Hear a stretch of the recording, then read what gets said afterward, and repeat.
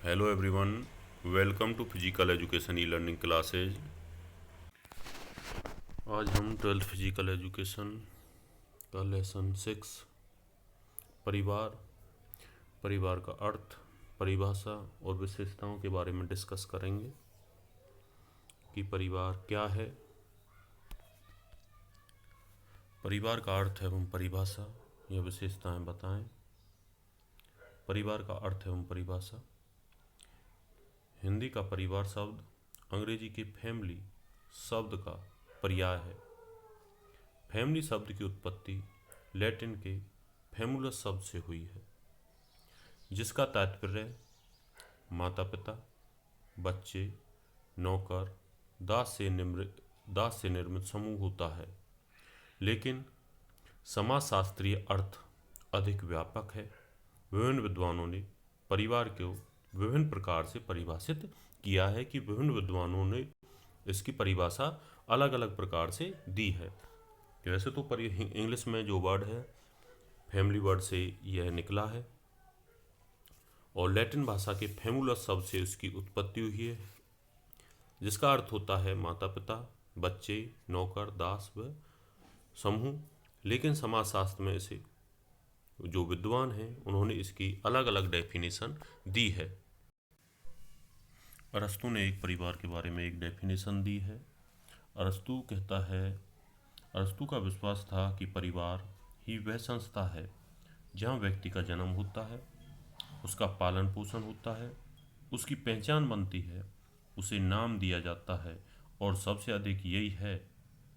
अधिक परिवार में ही बच्चे का उसका बौद्धिक विकास संभव होता है। यानी कि परिवार का जन्म जो होता है अपनी आवश्यकताओं की पूर्ति होती हुआ है कि परिवार ही किसी व्यक्ति की आवश्यकताओं की पूर्ति करता है, उसका पालन पोषण होता है उसी परिवार में, उसे की पहचान होती है, उसे वहाँ नाम दिया जाता है और सबसे ज़्यादा जो बौद्धिक विकास होता है किसी बच्चे का उसे परिवार के अंदर ही होता है। ये अरस्तु की डेफिनेशन है। इसके साथ साथ एक डेफिनेशन क्लियर ने भी दी है कि परिवार से अभिप्राय उन संबंधों से है जो माता पिता और बच्चों में मौजूद होते हैं। इसके बाद आता है परिवार की विशेषता कि परिवार की क्या विशेषता हैं। फर्स्ट है सार्वभौमिकता। सामाजिक इकाइयों में परिवार सबसे मौलिक एवं छोटी इकाई है, इसलिए यह सामाजिक विकास के सभी सत्रों में सभी समाजों में पाई गई है कि परिवार एक ऐसा है जो हर जगह मिलता है, हर क्षेत्र में पाया जाता है। सार्वभौमिकता, सभी जगह यह फैला हुआ है, भले ही इसके जो रूप हैं वो भिन्न भिन्न रहे हों। सेकंड विशेषता आती है भावात्मक आधार। परिवार के सदस्य सभी भावात्मक आधार पर एक दूसरे से जुड़े हुए होते हैं, इनके बीच घनिष्ठ संबंध पाया जाता है, एक दूसरे के आधार पर एक दूसरे से जुड़े होते हैं, जिसका आधार त्याग वात्सल्य होता है। स्वार्थ भावनाएं इनके अंदर नहीं होती और स्वार्थ नहीं, ये भावनाएं संबंधों को अधिक स्थायित्व एवं दृढ़ता प्रदान करती हैं कि इनके अंदर कोई स्वार्थ जैसी भावना नहीं होती, एक भावना के आधार पर एक दूसरे से जुड़े हुए होते हैं। इस प्रकार हम कह सकते हैं कि परिवार के सभी सदस्य भावात्मक आधार पर एक दूसरे से जुड़े हुए होते हैं।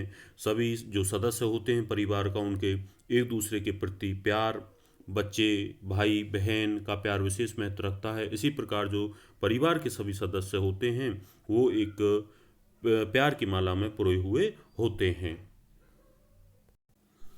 उसके बाद आता है थर्ड पॉइंट, रचनात्मक प्रभाव। रचनात्मक का तात्पर्य है सामाजिक संतुलन एवं विकास में सहायक। परिवार के छोटे बच्चों पर सदस्यों का सीधा प्रभाव पड़ता है, जिसके कारण बच्चा परिवार में विद्यमान सांस्कृतिक गुणों को आत्मसात कर अपना सामाजिक व्यक्तित्व निर्मित करता है। जैसे परिवार के सदस्यों का व्यवहार होता है, ऐसे ही बच्चे का उस परिवार के अंदर बच्चे के व्यवहार पर उन परिवार के सदस्यों के व्यवहार का प्रभाव पड़ता है। जो रीति रिवाज, जो परंपराएं, जो धर्म उस परिवार का होता है उन्हीं के अनुसार बच्चा भी वह उन गुणों को अपनाना शुरू कर लेता है और एक समाज का एक सक्रिय सदस्य बन जाता है। इसलिए कूले ने परिवार को कहा है कि मानव स्वभाव की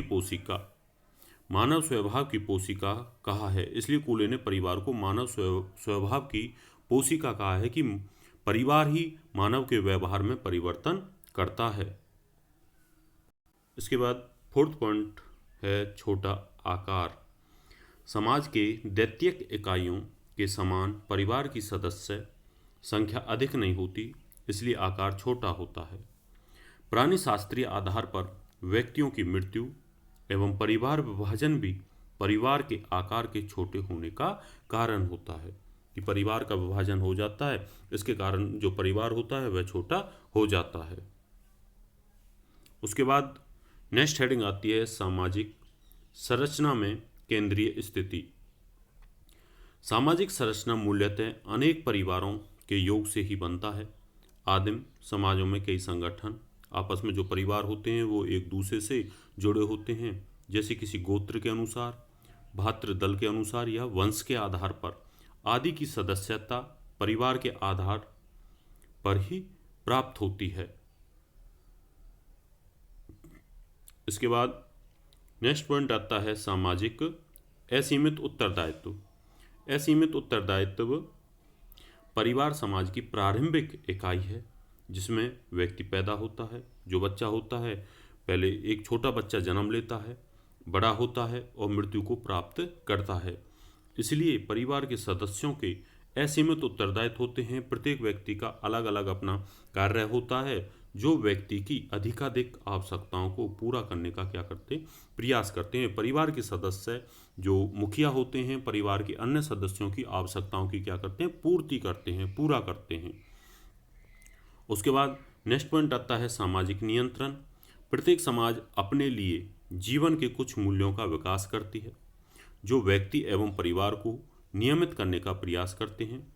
विवाह एवं परिवार से संबंधित प्रथाएं, रूढ़ियाँ परिवार को बनाए रखने और उस पर नियंत्रण रखने में योग देती हैं। कोई भी प्रोग्राम होता है तो उसके अंतर जो भी प्रथाएं हैं, जो भी रीति रिवाज हैं, जो भी परंपराएं हैं, उनके अनुसार परिवार की जो पीढ़ी होती है उन परंपराओं को अपनाती है और उन परंपराओं के आधार पर, उन रीति रिवाजों के आधार पर अपने परिवार को आगे की तरफ ले जाती है। इसके बाद आता है परिवार के प्रकार। परिवार के दो प्रकार होते हैं, एक एकल परिवार, एक संयुक्त परिवार।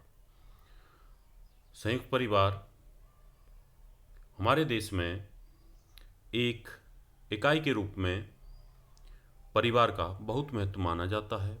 भारतीय परिवार बहुधा स्थिर एवं बाल केंद्रित होते हैं।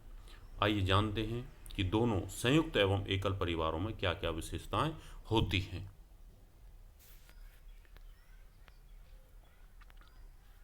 संयुक्त परिवार कुछ एकल परिवारों से मिलकर बनता है। परिणाम स्वरूप यह काफ़ी बड़ा होता है। ये पति पत्नी, उनकी लड़कियां, अविवाहित लड़कियां, विवाहित लड़के, पत्नियां व बच्चों से मिलकर बनता है। यह एक या दो पीढ़ी के लोगों का समूह है जो साथ रहते हैं।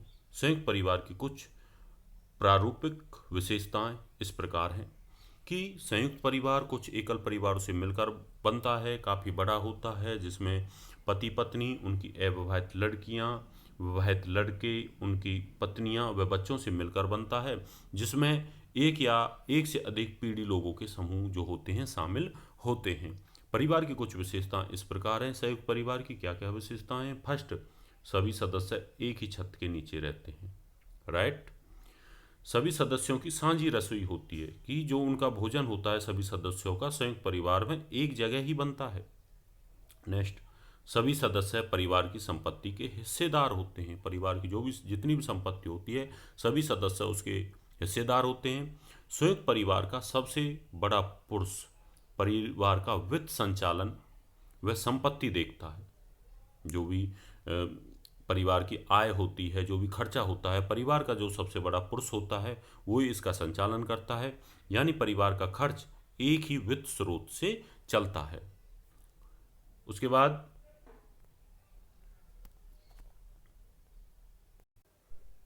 फोर्थ पॉइंट, सभी सदस्य पारिवारिक घटनाओं, त्योहार, धार्मिक उत्सवों में एक साथ शामिल होते हैं। जो भी कोई प्रोग्राम होता है, कोई भी घटना होती है, कोई धार्मिक उत्सव होता है, तो परिवार के सभी सदस्य उसमें भाग लेते हैं। नेक्स्ट, फिफ्थ पॉइंट, परिवार की बेटियां शादी के बाद अपने पति के घर चली जाती हैं, जबकि बेटे घर में ही अपनी पत्नियों व बच्चों के साथ रहते हैं।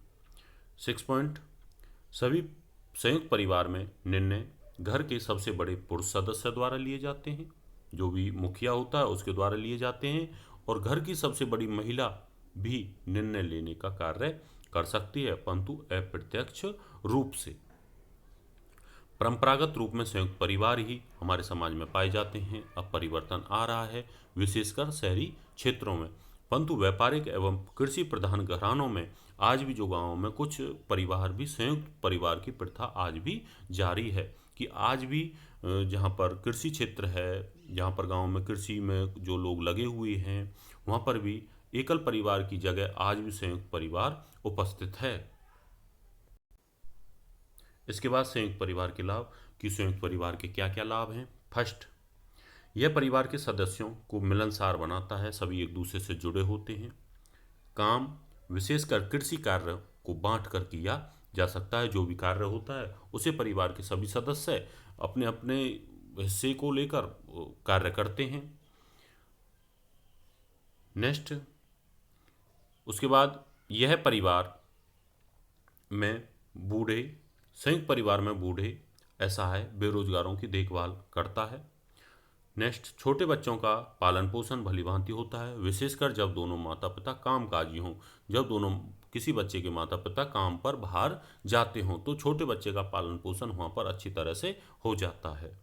नेक्स्ट, माता पिता की मृत्यु हो जाने पर बच्चे को संयुक्त परिवार में पूरा भावनात्मक व आर्थिक सहारा मिलता है।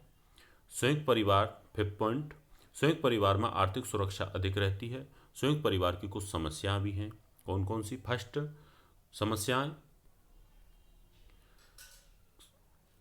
नेक्स्ट पॉइंट आता है, कभी कभी महिलाओं को कम सम्मान दिया जाता है।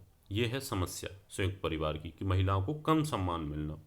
उसके बाद सेवन पॉइंट, अक्सर सदस्यों के बीच संपत्ति को लेकर या किसी व्यापार को लेकर विवाद उठ खड़ा होता है। संयुक्त परिवार में कभी कभी संपत्ति और व्यापार को लेकर कभी कभी लड़ाई झगड़ा हो जाता है। उसके बाद आता है नेक्स्ट, कुछ महिलाओं को घर का सारा कार्य करना पड़ता है।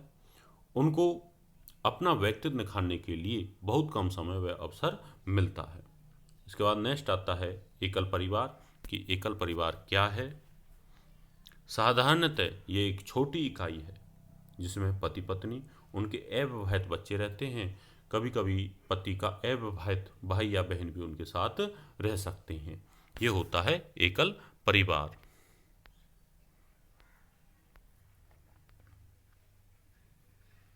इसके बाद एकल परिवार के लाभ, कि एकल परिवार के क्या लाभ हैं। एकल परिवार के सदस्य साधारणतः अधिक आत्मनिर्भर होते हैं। वे आत्मविश्वास से भरे हुए व किसी भी काम में पहल करने में सक्षम होते हैं, क्योंकि उन्हें कोई भी कार्य है अपने आप करना होता है। सेकंड, एकल परिवार में बच्चों को स्वयं निर्णय लेने के लिए उत्साहित किया जाता है, जिससे उनका आत्मविश्वास बढ़ता है। एकल परिवार में जो भी बच्चे होते हैं वो अपना जो भी किसी कार्य पर निर्णय है वो स्वयं लेते हैं। नए सदस्यों के बीच गहरा भावनात्मक लगाव विकसित होता है। ऐसा अधिक एकांत व आपसी मेल मिलाप के अवसर मिलने के कारण संभव होता है, जो एकल परिवार में भली भांति उपलब्ध होते हैं। उसके बाद नेक्स्ट पॉइंट आता है, ऐसा देखा गया है कि जहाँ कोई समाज अधिक औद्योगिक व शहरी बन जाता है, वहाँ एकल परिवार होने की संभावना बढ़ जाती है। बड़े शहरों में एकल परिवार की अधिकता का एक प्रमुख कारण है आवासीय समस्या। बड़े परिवार को रहने के लिए जगह भी ज़्यादा चाहिए। यदि परिवारों को सुविधापूर्ण ढंग से रहना है तो उनके पास एकल परिवार रहने के अलावा और कोई चारा नहीं है। ये हैं उसके एकल परिवार के लाभ। इसके बाद आते हैं एकल परिवार की समस्या, कि एकल परिवार की कौन कौन सी समस्याएं हैं। एकल परिवार की समस्याएं, एकल परिवार में नवविवाहित दंपति को किसी बुजुर्ग जो भी बड़े बूढ़े होते हैं उनका कोई सहारा नहीं होता, उन्हें सलाह देने के लिए कोई अनुभवी व्यक्ति उनके पास नहीं होता। जब माता पिता दोनों ही कामकाजी हों तो बच्चों की देखभाल के लिए भी कोई नहीं रहता। ये इसकी समस्या है। नेक्स्ट, बुरे समय में परिवार का कोई आर्थिक व भावात्मक आधार नहीं रहता। एकल परिवारों में सामंजस्य से मिलजुल कर काम करना व सहयोग की मूल्य मुश्किलें से ही सीखने को मिलती हैं। ये थी एकल परिवार की समस्याएं। तो इस क्वेश्चन में स्टूडेंट्स आपने परिवार का अर्थ, परिवार की डेफिनेशन, परिवार के प्रकार और परिवार की विशेषताएं ये आपने लर्न करना है।